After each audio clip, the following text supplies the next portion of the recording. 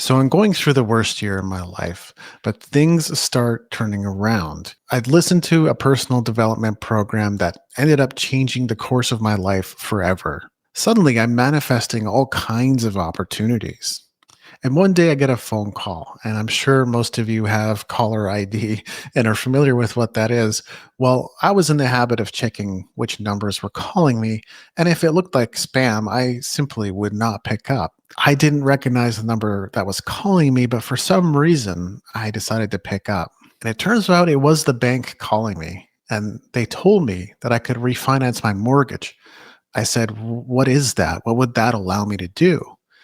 And all of a sudden, they started talking about how it would change the amount I was paying and it could put a bunch of money back in my pocket. I said, "Sign me up. Say no more. If it's going to put money back in my pocket, I want to do this immediately." So we could describe that as a bit of a windfall.